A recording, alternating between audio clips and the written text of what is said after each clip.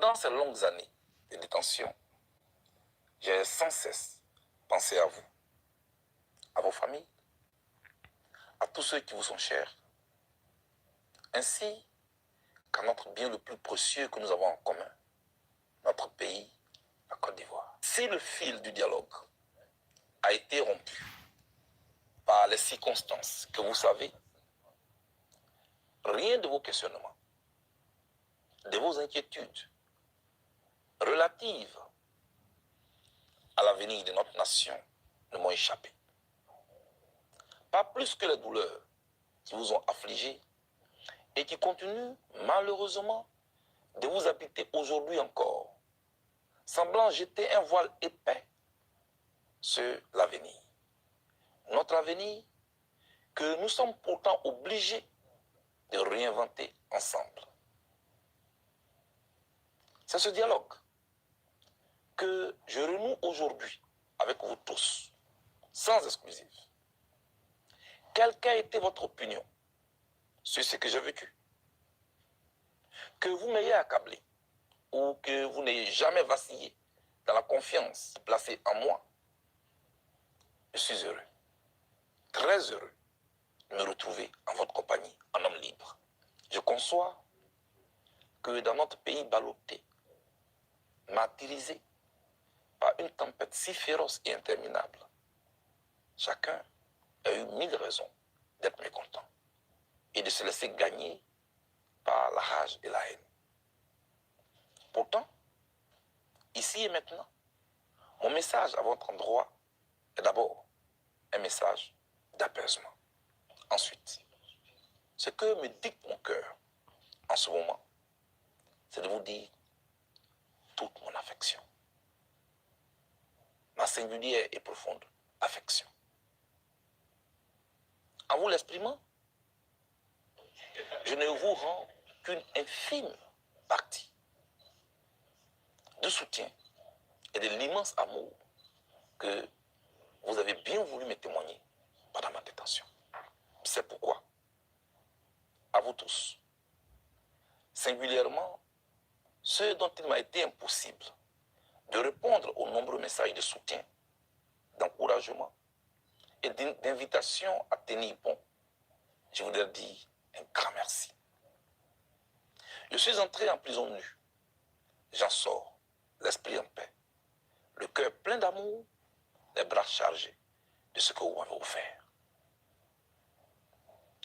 Dans cette séquence si significative, comment oublier mes sœurs, mes frères, la diaspora ivoirienne et africaine, ces gens formidables qui, pendant plusieurs années, ont bravé le froid polaire, la distance, pour nous apporter leur soutien qui nous a été très réconfortant.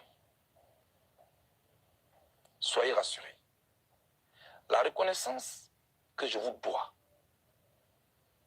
elle est à nulle pareille. Merci. Mille fois merci. Que le Tout-Puissant vous rende au centuple tous les efforts que vous avez fournis et tous les sacrifices que vous avez consentis pour nous. Chères sœurs, chers frères, aussi cruelle qu'a été l'épreuve que notre pays a vécue, fidèle à mon engagement de ne jamais être du mauvais côté de l'histoire, je n'encouragerai aucune tentation de vengeance, ni aucune velléité de revanche.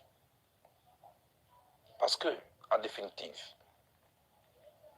de vengeance en vengeance, de revanche en revanche, cela ne fera que précipiter notre pays dans l'abîme, dans le chaos.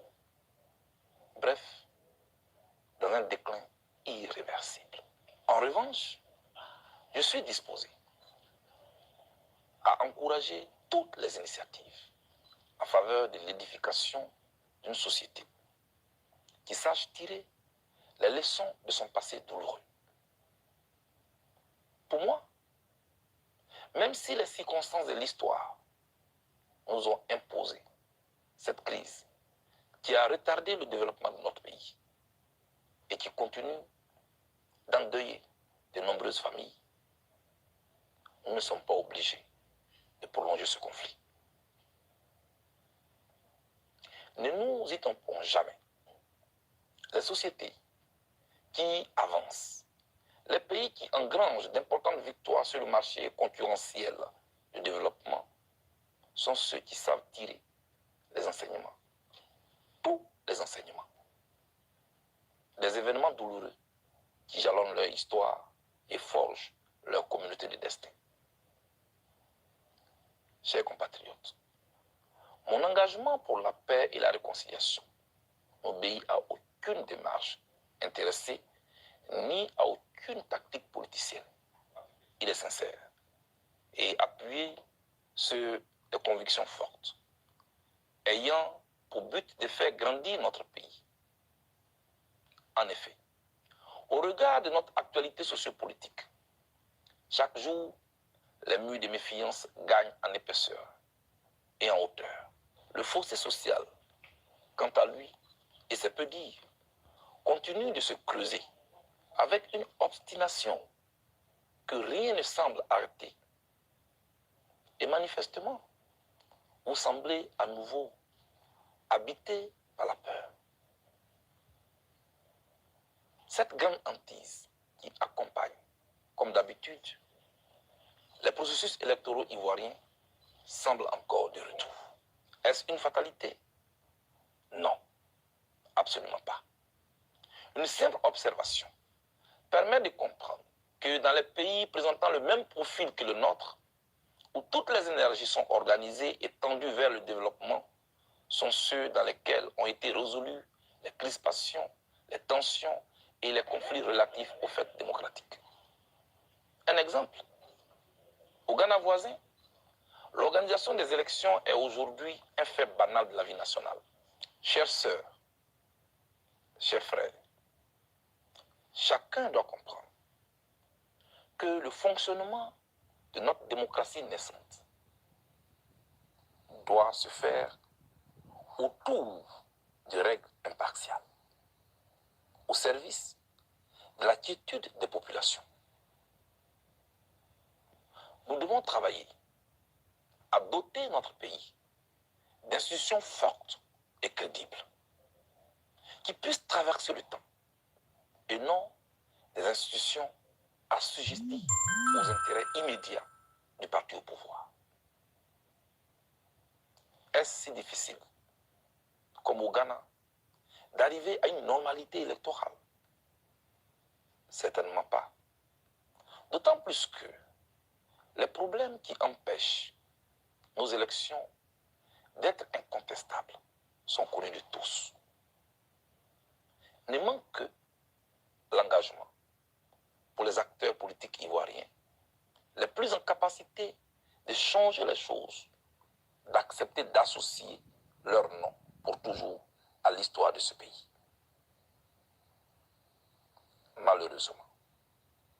Malheureusement, je sais qu'ils s'en trouveront pour moquer un tel rêve. C'est cela, la diversité d'opinions que je respecte, des postures du moment et d'une absence de projection vers le futur. Néanmoins, permettez-moi encore une fois d'insister et d'espérer qu'avec un peu de bonne volonté, d'engagement et de détermination, les fils et les filles de la Côte d'Ivoire se parlent de nouveau pour ramener notre pays sur les rails de la paix, gage de tout développement. Ainsi, nous pourrons envoyer à tous nos partenaires extérieurs le signal que nous sommes des best places pour investir en toute confiance. Notre pays en a besoin. En ce qui me concerne, j'ai fait ma part. Et comme je l'ai toujours répété, je serai un instrument au service de la paix et de la réconciliation dans mon pays. Savoir reconnaître ses erreurs, assumer ses responsabilités, quelles qu'elles soient, voilà la voie vers la rédemption. De fait, quel que soit ce que chacun d'entre nous aura vécu, nous devons apprendre à nous pardonner les uns les autres. Je le répète, quel que soit ce que chacun d'entre nous aura vécu, nous devons apprendre à nous pardonner les uns les autres. Pour moi, le pardon est une étape inévitable à la reconstruction d'une Côte d'Ivoire nouvelle. Une telle démarche serait la démonstration de notre grandeur d'âme, l'âme ivoirienne. Elle est aussi, et vous en conviendrez aisément avec moi, l'un des plus grands signes d'espoir. Ensemble, nous devons construire notre pays dans le respect de nos différences d'opinion, de religion et de provenance géographique. Tout comme nous devons inscrire notre engagement et notre culture politique dans une compétition saine, c'est-à-dire débarrassée de toute violence et surtout loin des armes. À cet égard, je voudrais affirmer ici qu'aucune ambition politique, aussi noble soit-elle, n'est au-dessus de la vie des Ivoiriens, d'aucun Ivoirien. La vie, elle est sacrée. À mes yeux, ce sont nos différences qui enrichissent le débat politique et confèrent à la démocratie toute sa beauté et tout son sens. Chers compatriotes, il est vrai que ma détention a été physiquement éprouvante. Cependant, elle n'a aucunement altéré mon moral.